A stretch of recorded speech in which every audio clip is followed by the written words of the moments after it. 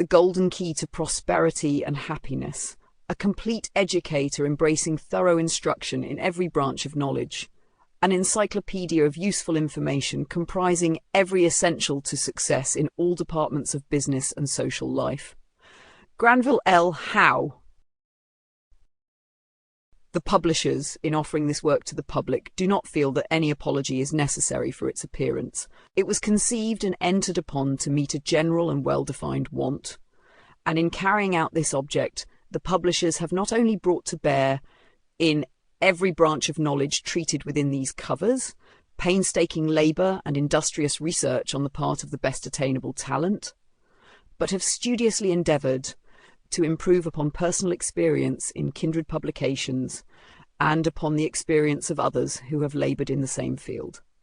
It is in very recent years only that the importance and advantage have been realised of placing within the reach of all a comprehensive compendium of every branch of knowledge, useful in the practical duties of life, elevating in its moral aspect, and softening and refining in the exercise of those qualities which go to embellish and adorn social intercourse. The unreserved and more than anticipated favour which are secrets of success won for itself at the hands of a public whose wants it went very far to meet did not prove its perfection.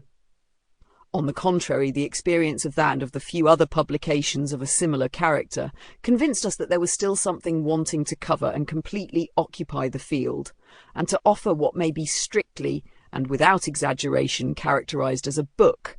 a thorough acquaintance with which will constitute, in its best and broadest sense, a liberal education. This work is designed to cover a broader field than any of its predecessors, and to furnish not only all the information of a utilitarian nature essential to the successful prosecution of the practical affairs of life and the knowledge necessary to enable the student of its pages to comport himself with propriety in every calling and condition of life, but also those rules for the government of mind, morals and manners which both form the basis of success in practical affairs and are essential to the perfection of character, the attainment of those characteristics which elevate and beautify it, command admiration, affection and esteem,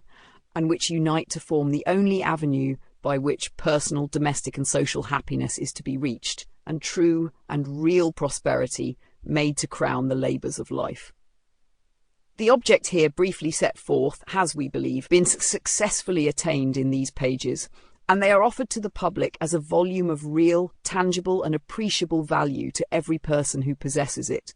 as a source of self-improvement and elevation of mind of incalculable importance to those who make a study of its contents,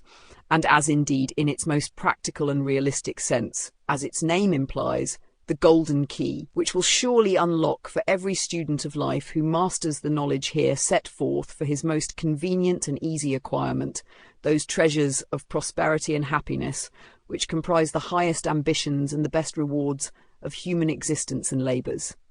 What constitutes success? The person who asks himself this question will jump to the conclusion at the first glance that it is one of so complex a character, and to be viewed from so many diversified aspects as to be incapable of a general answer of universal application.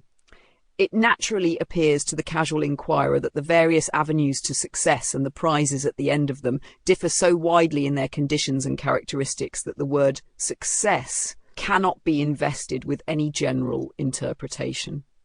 Those who labour for distinction in the field of science, who strive for prominence in the domain of politics, who seek eminence in the social world, or who make it the goal of their ambition to distinguish themselves beyond their fellows in commercial enterprise and the accumulation of wealth, would seem at the first blush to be so far separated in their various paths that there can be no universal estimate of success which will apply equally to all.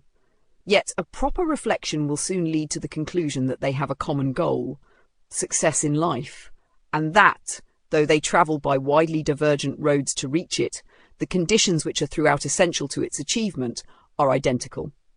No matter to what pursuit either natural inclination or the force of circumstances may impel the young man who is setting out in life, the success to which he looks forward in the springtime of his career, and which he Sample complete. Ready to continue?